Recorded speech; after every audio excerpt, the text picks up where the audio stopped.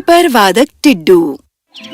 एक समय गरीब किसान अपनी पत्नी और बच्चों के साथ रहता था। वो खेतों में कड़ी मेहनत करते, बस थोड़ी सी रोटी कमाने के लिए, जिससे उनका गुजारा होता। सब के सब कड़ी मेहनत करते थे, सिवाय किसान के सबसे छोटे बेटे टिड्डू के। टिड्डू पूरा दिन बिस्तर पर लेटा रहता और किसी भी काम में दिलचस्पी नहीं दिखाता जिसमें उसे थोड़ा जतन करना पड़ता, चाहे उसका परिवार कितनी ही टोका टोकी क्यों न करता।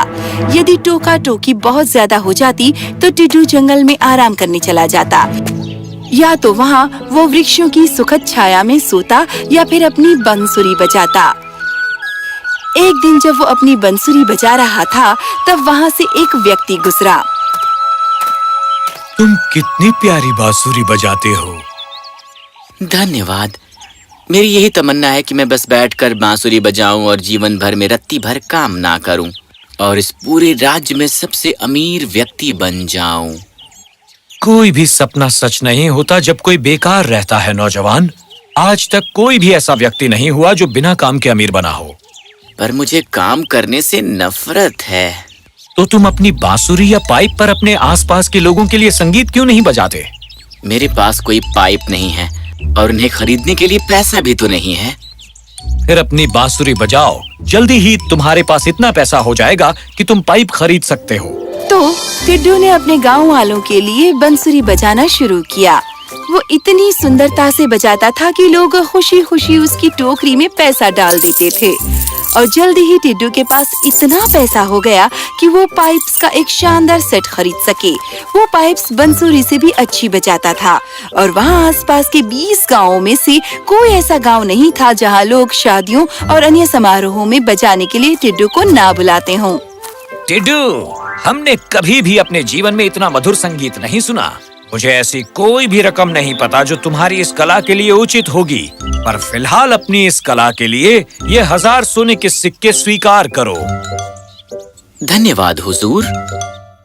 कोई ये सोच सकता था कि ये सारा धन टिड्डू को खुश कर सकता है, पर इसने उसे और लालची बना दिया। बहुत अरसा बीत गया था उसे घर छोड़े और बजाय अपने परिवार के पास वापस जाने के, उसने फैसला किया कि वो कुंगला के प्रसिद्ध प्रदेश में जाएगा।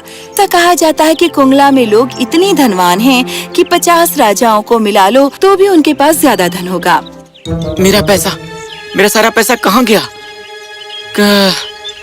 कल्पना करो, अगर मैं कुंगला में बजाऊं तो मैं बहुत धनवान हो जाऊंगा। तो टिड्डू ने अपना खजाना और अपनी पाइप्स बांधी और एक जहाज पर गया जो कुंगला जा रहा था। पर टिड्डू ने टिकट खरीदने से इनकार कर दिया, ये झूठ बोलते हुए कि उसके पास कोई पैसा नहीं है, जबकि स्पष्ट है कि उसके पास काफी से भी ज्यादा पैसा है। क्षमा करना जनाब, कृपया अपना टिकट दिखाएं। मेरे पास नहीं है।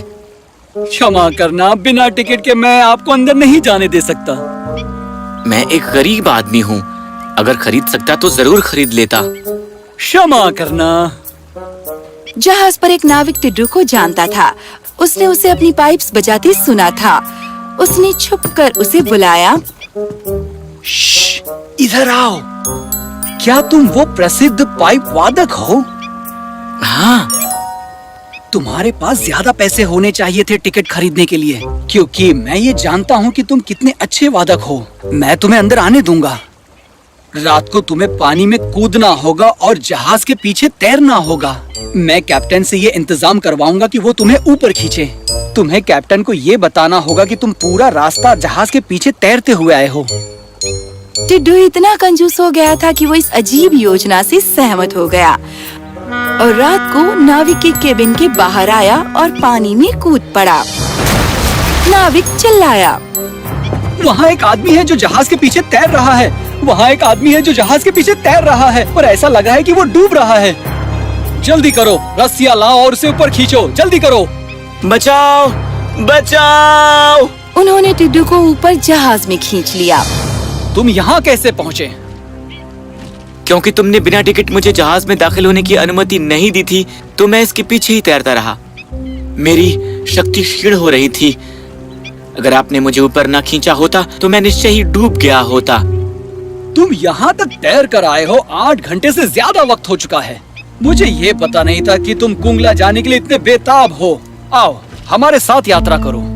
तो टिड्डू को जहाज में अनुमति मिल गई और 1 या 2 दिन बाद जहाज ने कुंगला में लंगर डाला। टिड्डू कुंगला की सड़कों पर चला और वो हैरान रह गया ऐसे घरों को देखकर जिनके फाटक सोने के बने थे। लोग ऐसी बग्गियों में सवारी कर रहे थे जिन पर बेशकीमती रत्न लगे थे।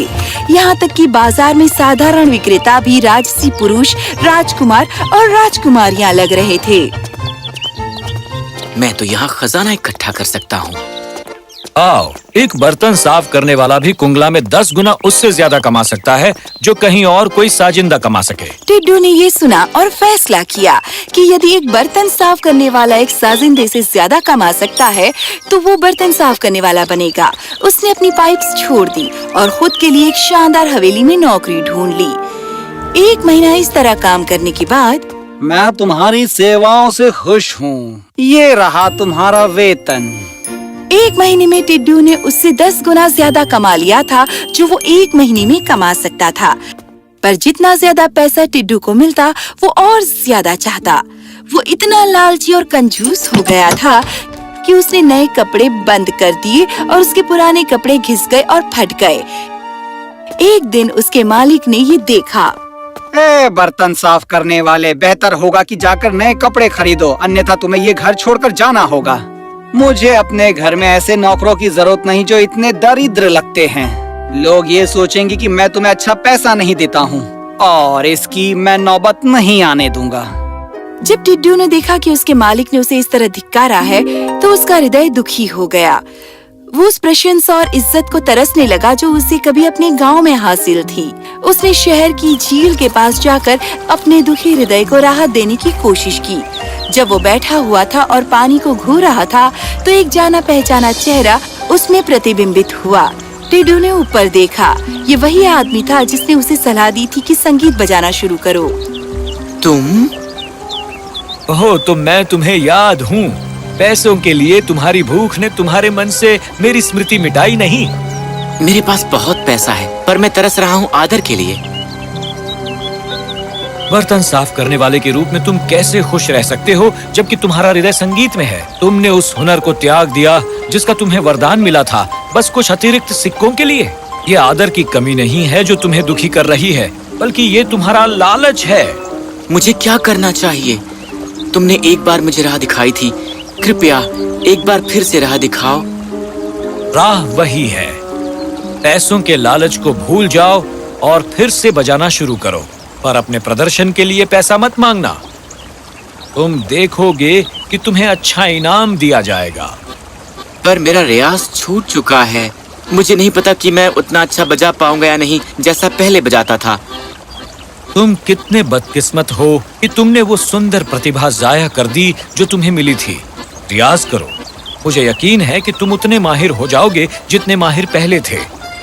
तब तक के लिए तुम्हारे पास अपने गुजारे के लिए काफी पैसा है। जैसा आपने कहा मैं वैसा ही करूंगा।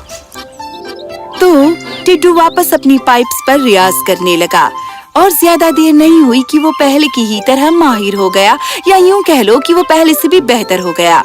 उसका संगीत इतना मधुर था कि कुंगला के धनवान लोगों ने बेशुमार दौलत का इनाम दिया, जब तक कि टिड्डू वहाँ के सबसे अमीर व्यक्तियों में से एक न बन गया। पर अब टिड्डू एक बदला हुआ इंसान था। वो तरसने लगा अपने परिवार के पास वापस जाने के लिए। तो उसने एक जहाज खरीदा और अपने खजाने को लेकर घर की तरफ जहाज से रवाना हुआ।